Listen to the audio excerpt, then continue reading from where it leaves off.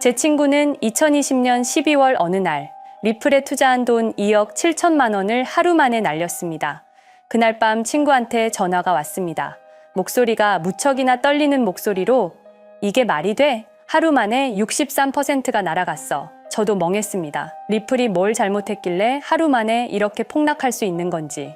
그때는 우리가 운이 없었다고 생각했습니다. 단순히 투자를 잘못한 거라고. 근데 5년 동안 이 사건을 추적하면서 알게 됐습니다. 이건 단순한 규제 사고가 아니라는 걸. 폭락은 누군가 치밀하게 계획한 게임이었고 우리는 그저 말을 잃은 플레이어였을 뿐이었습니다. 제가 오늘은 그 이야기를 해드리려고 하는데요. 우선 본론으로 들어가기 전에 여러분께 12년 전 어떤 남자의 이야기를 먼저 들려드리겠습니다. 2008년 9월 15일 월요일 아침, 존 폴슨이라는 헤지펀드 매니저가 사무실 창문 밖을 바라보고 있었습니다. 그날은 리먼 브라더스가 파산 신청을 한 날이었습니다. 미국 4위 투자은행, 158년 역사의 금융 공룡, 자산 규모 6,390억 달러. 그날 하루 만에 다우지수 504포인트 폭락, 전 세계 증시에서 2조 달러 증발. 언론은 금융 쓰나미, 대공황 재림이라고 난리였고 수백만 명의 미국인들이 집을 잃었고 일자리를 잃었고 미래를 잃었습니다. 그런데 존 폴슨은 그날 하루 만에 37억 달러를 벌었습니다. 우리 돈 5조 원입니다. 어떻게 그게 가능했을까? 리먼 브라더스가 파산하기 몇 달 전부터 그는 리먼 주식을 공매도하기 시작했습니다. 마치 미리 알고 있었다는 듯이 말이죠. 처음엔 저도 그냥 운이 좋았거나 천재적인 투자자라고 생각했습니다.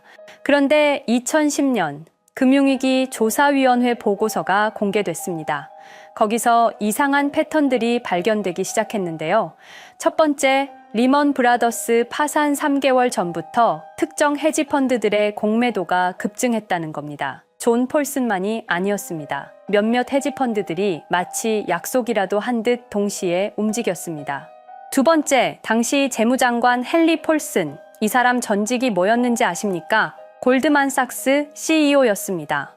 리먼 브라더스 파산 직전, 그는 골드만삭스 CEO와 무려 24번의 전화 통화를 했습니다.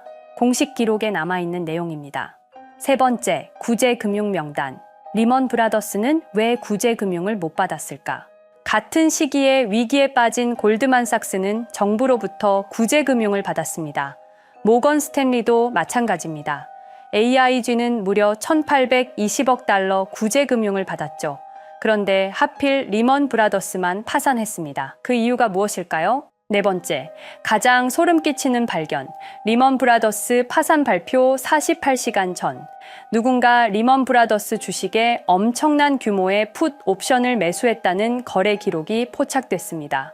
풋 옵션은 주가가 떨어지면 돈을 버는 상품입니다. 그 규모가 정말 역대급이었습니다. 마치 48시간 후 리먼이 파산한다는 걸 100% 확신하고 베팅한 것처럼. 하지만 그 계좌 주인이 누군지는 끝내 밝혀지지 않았습니다.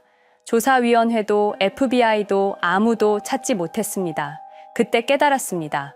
이건 단순히 부실 경영으로 무너진 게 아니구나. 누군가 리먼 브라더스를 무너뜨리기로 결정했고, 누군가는 그 사실을 미리 알고 있었고, 누군가는 그걸로 돈을 벌었구나. 위기라는 게 우연히 터지는 게 아니었습니다. 누군가에게는 이 위기가 곧 기회였던 겁니다. 그리고 그 게임의 룰을 아는 사람과 모르는 사람, 승자와 패자는 이미 게임이 시작되기 전에 결정돼 있었던 거죠. 2008년 이후 이런 구조가 사라졌을까요? 아니요. 오히려 더 정교해졌습니다. 월스트리트와 정부의 회전문 인사는 계속됐습니다. 재무장관이 골드만삭스로 돌아가고 골드만삭스 임원이 재무차관이 되고 SEC 국장이 로펌 파트너가 되고 로펌 파트너가 다시 SEC로 돌아오고 끝없는 회전문. 그런데 2010년대 들어서 뭔가 바뀌기 시작했습니다. 월스트리트만이 아니었습니다. 실리콘밸리가 이 게임에 참여하기 시작했거든요. 2004년 기준으로 미국 상위 10대 테크 기업의 로비 지출액이 연간 1억 2천만 달러입니다. 메타는 로비스트 65명, 의원 8명당 1명 꼴입니다. 아마존은 90명, 의원 6명당 1명, 구글, 애플, 마이크로소프트 전부 수십 명씩 로비스트를 고용했습니다. 이것이 의미하는 바는 이제는 법을 만드는 사람과 법의 영향을 받는 기업이 같은 팀이 됐다는 겁니다. 그리고 2020년 12월 22일, 12년 만에 똑같은 패턴이 발견되었습니다.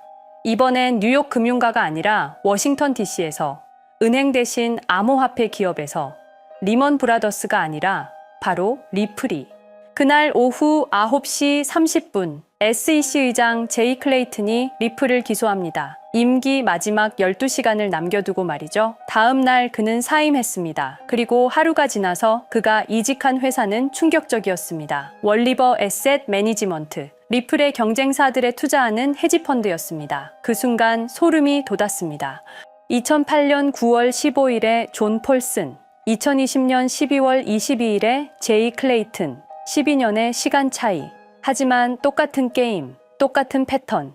누군가는 미리 알고 있었고, 누군가는 트리거를 당겼고, 누군가는 그날 돈을 벌었습니다. 그리고 우리 같은 개인 투자자들은 왜 죽는지도 모른 채 죽었습니다.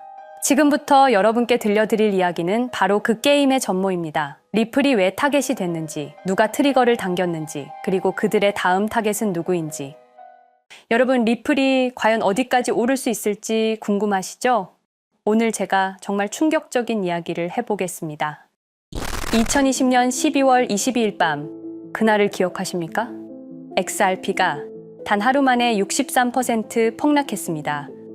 어떤 이들은 수천만 원의 자산이 증발했고, 어떤 이들은 하루아침에 수억을 잃었습니다. 처음엔 시장이 미친 거라고 생각했습니다. 변동성이라고, 조정이라고 그렇게 믿었습니다. 하지만 이 사건을 5년간 추적한 결과 이건 어떤 이들의 치밀한 계획이었습니다. 리플 가격은 4년간 철저하게 짓눌려 있었습니다. 그리고 더 충격적인 건 2025년 8월 그 암살자가 다시 나타났다는 겁니다. 이번엔 더 큰 칼을 들고 더 강한 권력을 쥐고 더 야심찬 계획을 가지고 지금부터 제가 5년간 추적한 절대 공개되면 안 될 이야기를 시작하겠습니다. 먼저 타임라인부터 보시죠. 천천히 따라오십시오. 2020년 12월 22일 오후 9시 30분 SEC 의장 제이 클레이튼이 XRP 기소를 전격 발표합니다. 그의 임기 종료까지 남은 시간 단 12시간. 12월 23일 오전 9시 클레이튼 SEC 의장직에서 사임합니다. 여기까지는 그럴 수 있다고 칩시다. 임기 끝나고 퇴임하는 거 이상할 건 없죠. 그런데 12월 24일 크리스마스 이브 아침입니다. 퇴임한 지 단 하루 만에 클레이튼이 새 직장으로 옮겨갑니다. 월리버 에셋 매니지먼트 자문으로. 잠깐만요. 이 회사가 뭘 하는 곳인지 아십니까? 비트코인과 이더리움에 8천억 원을 투자한 회사, 그러니까 리플과 직접적인 경쟁을 하는 회사에 베팅을 한 겁니다. 다시 한번 정리하겠습니다. XRP를 기소하고 다음 날 사임하고 그 다음 날 리플의 경쟁사에 투자하는 회사로 갔습니다. 이게 정상입니까? 윤리적으로 문제는 없습니까? 법적으로 괜찮은 겁니까? 하지만 진짜 소름 끼치는 건 이제부터입니다. 블록체인은 모든 걸 기록합니다. 그리고 그 기록을 추적해보니 기소 발표 18시간 전인 12월 22일 새벽 3시 누군가 움직이기 시작했습니다. 대량의 XRP가 조심스럽게 하지만 확실하게 매도되기 시작합니다. 뉴스가 나오기 전, 세상이 알기 전, 폭락이 시작되기 전 누군가는 이미 알고 있었습니다. 이 시점에서 저는 의문을 품었습니다. 대체 왜 하필 리플이었을까? 이 사건을 이해하려면 XRP가 단순한 암호화폐가 아니라는 걸 알아야 합니다. 지금 여러분이 해외로 송금한다고 가정해보죠. 한국에서 미국으로 1,000만 원을 보낸다면 스위프트라는 시스템을 거칩니다. 전 세계 200개국 11,000개 금융기관이 연결된 거대한 네트워크. 벨기에 브뤼셀에 본부가 있지만 실질적으로는 미국이 완전히 통제하고 있습니다. 얼마나 무서운 권력이냐면요. 2012년 이란 핵 제재 때 이란 은행들을 스위프트에서 퇴출시켰습니다. 그 결과 이란의 경제는 즉시 붕괴되었습니다. 2022년 러시아의 우크라이나 침공 후 러시아 주요 은행들을 스위프트에서 퇴출시켰습니다. 이후 러시아의 루블화는 30% 이상 급락했습니다. 스위프트에서 쫓겨나면 그 나라는 국제 거래에서 완전히 고립됩니다. 이게 핵무기보다 강력한 이유입니다. 실제로 폭탄을 떨어뜨릴 필요가 없으니까요. 버튼 하나로 한 나라 경제를 무너뜨릴 수 있으니까요. 스위프트는 돈의 흐름을 틀어쥔 지배의 손길입니다. 그런데 2017년 XRP가 등장했습니다. 비교해 보시죠. 송금 시간부터 압도적인 차이가 납니다. 스위프트는 국경 간 송금에 3에서 5일이라는 시간이 걸립니다. 반면에 XRP는 단 몇 초면 송금이 완료되죠. 수수료 또한 엄청난 차이가 납니다. 스위프트는 3에서 5%까지 수십만 원의 수수료가 발생하지만 XRP는 단 몇 원, 거의 공짜나 마찬가지로 송금을 처리합니다. 스위프트는 여러 국가의 중개은행이 필요하지만 XRP는 그런 것조차 불필요하죠. 그리고 2017년부터 2019년까지 일본 SBI 그룹이 뱅크 오브 아메리카가 산탄데르 은행이 하나둘씩 리플과의 파트너십을 검토하기 시작했습니다. 총 200개 이상의 금융기관, 연간 200조 원 규모의 국제 송금 시장에서 XRP가 스위프트를 완전히 대체할 수 있다는 게 증명되는 순간, 바로 그때 누군가에게는 절체절명의 위기가 된 겁니다. XRP는 단순한 암호화폐가 아니었습니다. XRP는 미국이 전 세계를 통제하는 금융 무기에 대한 직접적인 도전이었습니다. 그래서 저는 추적하기 시작했습니다. 누가 XRP를 제거하려 했나? 처음엔 당연히 정부를 의심했습니다. SEC니까요. 미국 정부 기관이니까요. 그 다음엔 월스트리트를 의심했습니다. 은행들이 위협을 느꼈을 거라고 생각했죠. 그런데 조사를 하면 할수록 이상했습니다. 모든 흔적이 전혀 예상치 못한 곳을 가리키고 있었습니다. 실리콘밸리, 뉴욕이 아니라 샌프란시스코, 월스트리트가 아니라 테크 기업들, 혁신과 자유의 상징이라던 바로 그곳 말입니다. 2002년 10월 3일로 돌아가 보겠습니다. 페이팔이 이베이에 15억 달러에 매각됩니다. 그날 50명의 직원이 퇴사합니다. 보통 회사라면 뿔뿔이 흩어지겠죠. 각자 길을 가고 연락도 끊기고, 그런데 이들은 달랐습니다. 그들은 네트워크를 만들었습니다. 서로의 회사에 투자하고 서로를 임원으로 영입하고 서로의 성공을 발판 삼아 더 크게 성장하고 20년이 지난 지금 그들이 창업하거나 투자한 기업들의 시가총액을 합치면 우리나라의 GDP보다 큽니다. 2007년 포춘지가 이들에게 특별한 이름을 붙였습니다. 페이팔 마피아. 당시엔 실리콘밸리 성공 신화로 보도됐죠. 아름다운 동료의 혁신가들의 연대, 그런 이야기들. 하지만 2025년 지금 우리는 다르게 보게 됩니다. 핵심 인물들을 하나씩 보시죠. 피터 틸, 1998년 페이팔 공동 창업, 2002년 억만장자 등극, 2003년 그는 새로운 게임을 시작합니다. 팔란티어, 9.11 테러 직후였습니다. 미국은 공포에 떨고 있었죠. 피터 틸이 말했습니다. 우리의 사기 탐지 기술을 국가안보에 사용할 수 있습니다. 그리고 CIA의 벤처 펀드 인큐텔로부터 투자를 받습니다. 20년 후 지금 FBI의 핵심 시스템도, CIA의 데이터 분석 시스템도, 국방부의 작전 시스템도, 국토안보부의 전산망까지도 미국 정부의 모든 데이터는 피터 틸의 회사를 거칩니다. 하지만 피터 틸의 진짜 권력은 정치에서 나옵니다. 2022년 JD 벤스라는 젊은 오하이오 출신 정치 신인이 상원의원 선거에 출마합니다. 우리에게는 러스트벨트의 가난한 백인 집안 출신으로 알려져 있고 힐빌리의 노래의 저자로 유명세를 타기 시작했습니다. 피터 틸이 움직입니다. 1,500만 달러, 우리 돈으로 약 200억 원을 이 젊은이에게 쏟아붓습니다. 벤스 당선. 2024년 7월 플로리다 마러라고 피터 틸이 트럼프를 찾아갑니다. 대화의 내용은 단 하나. 제가 추천하고 싶은 부통령 후보가 있습니다.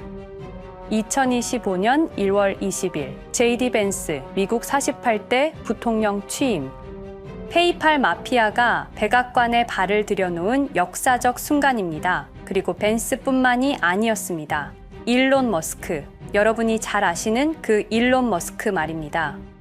테슬라, 스페이스X의 CEO, 2024년 대선에 4,300억 원을 기부합니다.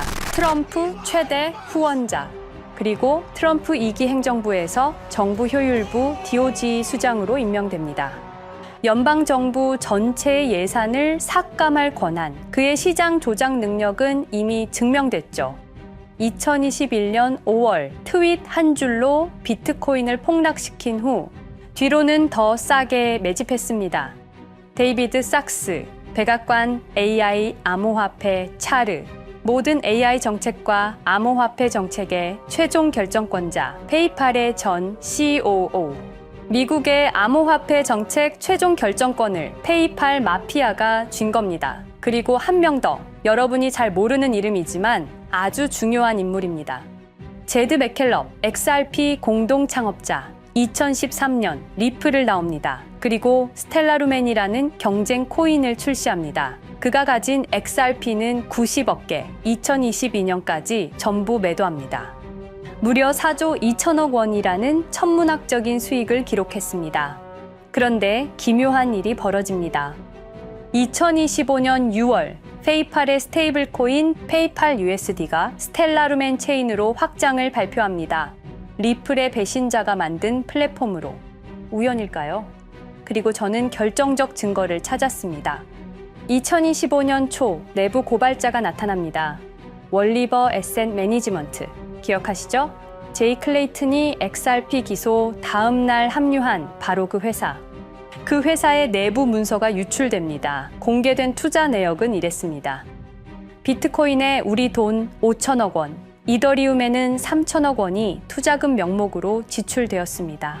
이 돈들이 향한 곳은 모두 리플의 경쟁사들이었습니다. 그리고 충격적인 숨겨진 투자 내역. 스텔라루멘에는 700억 원을, 팔란티어의 주식에 1조 6천억 원, 금액이 비공개된 투자금은 페이팔의 페이팔 USD로 향했습니다. 잠깐, 스텔라루멘, 제드 맥켈럽의 코인, 팔란티어, 피터 틸의 회사, 페이팔 USD, 페이팔의 스테이블 코인. 제이 클레이튼이 SEC를 나오자마자 들어갔던 월리버 에셋 매니지먼트를 통해서 팔란티어, 스텔라루멘, 페이팔로 흘러 들어간 것입니다. 모든 것이 연결됩니다. 모든 것이 한 곳을 가리킵니다. 이건 우연이 아닙니다. 리플과 SEC의 소송전은 거대한 연극이었던 것입니다. 모든 게 페이팔 마피아들의 계획이었던 겁니다. 이제 전체 그림이 보입니다. 페이팔 마피아의 리플 제거 작전, 이제 전부 재구성할 수 있습니다. 제드 맥켈럽이 XRP 공동 창업자로 참여하여 핵심 기술을 습득. 2013년 의도적으로 갈등을 벌인 후 퇴사. 그것도 90억 개의 XRP를 보유한 채로 말이죠. 시한폭탄을 설치한 겁니다. 피터 틸의 팔란티어, 2003년 CIA의 인큐텔 펀드 투자로 창업. 2020년까지 FBI, CIA, 국방부의 핵심 시스템을 장악하게 됩니다. 미국 정부 전체를 들여다볼 수 있게 된 겁니다. 2018년 6월, 우리 모두가 아는 바로 그 SEC 기업금융국장 윌리엄 힌먼의 발언. 이더리움은 증권이 아니다. 의도적으로 리플의 가격만 억누르려던 치밀한 계획이었습니다. 제이 클레이튼, 임기 12시간을 남기고 리플을 기소.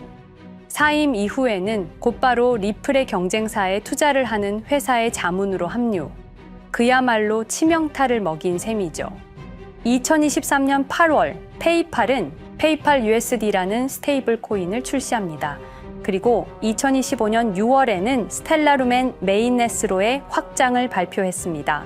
제드 맥켈럽은 XRP를 매도한 자금으로 스텔라루멘을 개발하게 됐죠. XRP를 대체할 완벽한 준비를 한 겁니다. 트럼프 2기 행정부 출범으로 페이팔 마피아들의 계획이 완성 단계에 접어듭니다. JD 벤스는 부통령으로, 일론 머스크는 정부 효율부 수장으로, 데이비드 sak스는 AI 암호화폐 총책임자로, 피터 틸은 트럼프 인수위의 공동의장 자리에 오릅니다. 페이스북의 모회사인 메타의 로비 비용을 보면 확실히 알 수 있습니다. 2024년 로비 비용으로 역대 최고 금액인 약 2,400억 달러를 지출했습니다. 로비스트 수도 2016년에는 31명에 불과했지만 2024년에는 의원 8명당 1명 꼴인 65명으로 늘어났죠. 정치 권력을 장악하기 위한 그들의 야욕이 그대로 드러나는 부분입니다. 데이비드 sak스, 백악관 입성 후 단 2주 만에 리플이 수년간 워싱턴에 배치한 로비스트들을 전원 축출했습니다. 겉보기에는 이해관계 충돌이라는 명분을 내세웠지만 실제로는 경쟁 세력을 제거하려는 목적이었습니다. 리플의 스피커 역할을 할 마지막 정치적 통로마저 차단이 된 겁니다. 완벽한 계획이었습니다. 그런데 SEC와 리플의 소송전에서 그들이 예상치 못한 일이 벌어집니다. 2023년 7월 아날리사 토레스 판사의 판결. XRP 자체는 증권이 아니다. SEC는 즉시 항소했고 리플도 여기에 부분적으로 항소를 하게 되죠. 법정 공방은 끝이 어딘지도 모르게 이어졌습니다. 그리고 2025년 8월 놀랍게도 양측 모두 항소를 취하합니다. 5년 동안의 전쟁이 드디어 끝이 나게 된 순간이었습니다. 리플은 승리했습니다. XRP 가격은 무려 5,000원에 근접하게 상승했고 수많은 자산 운용사들의 XRP ETF 신청 물결이 이어졌습니다. 그리고 리플은 히든로드를 12억 5천만 달러의 인수, 리플 프라임이라는 이름으로 새롭게 출범시켰습니다. 스테이블 코인 리플 USD는 출시 1년 만에 시가총액 10억 달러를 돌파하는 기염을 토합니다. 현재 리플의 기업 가치는 400억 달러 이상으로 평가받고 있습니다. XRP는 죽지 않았습니다. 5년 동안 억눌렸던 것이 폭발적으로 성장하기 시작합니다. 투자자들이 돌아오고 은행들이 재접촉하고 파트너십들이 재개되고 우리가 이긴 건가? 정의가 승리한 건가? 아니었습니다. 2025년 8월 18일 XRP 승리 발표 불과 10일 후 뉴스가 터집니다. 제이 클레이튼 맨해튼 연방검사로 정식 임명. 5년 전 XRP를 기소했던 바로 그 사람. 이번엔 연방검사로 돌아왔습니다. 월스트리트의 보안관이라 불리는 미국에서 가장 강력한 검사직. 형사 기소권, 월스트리트 전체 감시 권한, 금융범죄 수사 총괄, 더 큰 칼을 들고 돌아온 겁니다. 그리고 2025년 11월 트럼프 대통령의 발표, 제이 클레이튼을 앱스타인 사건 수사 책임자로 임명합니다. 잠깐, 왜 하필 클레이튼일까요? 왜 XRP 소송이 끝나자마자일까요? 왜 지금일까요? 그리고 그는 다음엔 누구를 조준할까요? 리플은 부활했습니다. 하지만 페이팔 마피아는 멈추지 않았습니다. 2025년 상반기, 이상한 패턴들이 포착되기 시작합니다. 일론 머스크의 행동이 변합니다. xAI에 추가 투자가 급증했고 테슬라 AI 개발에 급가속을 하기 시작했습니다. 그리고 이상하게도 특정 AI 기술에 대한 공격적 언급이 증가했습니다. 일론 머스크답지 않았습니다.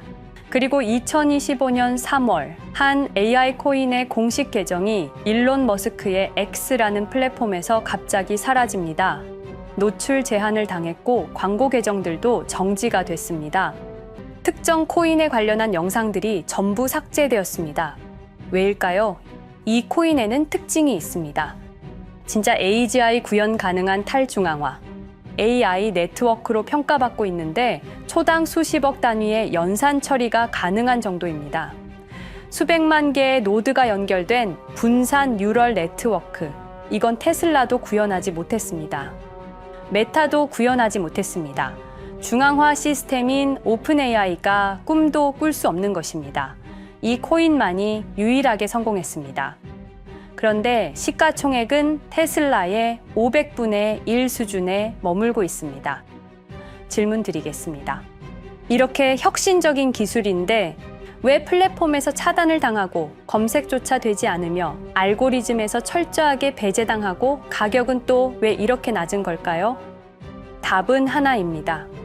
그들이 지금 사고 있기 때문입니다. XRP 때와 똑같은 패턴입니다. 역사는 반복되고 있습니다. 그리고 지금도 머스크와 페이팔 마피아의 자금이 이 코인으로 조용히 흘러 들어가고 있습니다. 가격이 낮은 건 무가치해서가 아닙니다. 리플이 그랬던 것처럼 그들이 움직이고 있기 때문입니다. 저는 이 AI 코인의 정체를 여기 유튜브에서 공개하려 했습니다. 하지만 치명적인 문제가 있습니다. 유튜브, 2005년 페이팔에서 나온 3명의 남자가 만들었습니다. 체드 헐리, 스티브 첸, 자베드 카림. 여러분이 지금 보고 계시는 이 유튜브라는 플랫폼조차도 모두 페이팔 마피아 출신의 감시망 안에 있습니다. 그리고 X는 일론 머스크가 소유하고 있습니다. 페이스북은 피터 틸의 첫 외부 투자로 시작했습니다. 그들은 플랫폼을 소유하고 있습니다. 백악관도, SEC도, FBI, CIA 계약도, 주요 SNS 플랫폼도 모두 그들 손안에 있습니다. 이전에 제가 이 코인을 공개한 영상이 있었습니다. 그러나 그 영상은 바로 삭제됐고 채널도 정지됐습니다. 가이드라인 위반은 전혀 없었습니다. 그냥 사라졌습니다. 불편한 진실이 다뤄질 때마다 이런 일이 반복됐습니다. 하지만 한 가지는 분명합니다. 5년 전 XRP 투자자들은 속수무책이었습니다. 그런데 그들은 포기하지 않고 5년을 버텼습니다. XRP는 부활했고 포기하지 않는 사람들은 큰 수익을 얻었습니다. 그들은 우리가 잊었다고 생각합니다.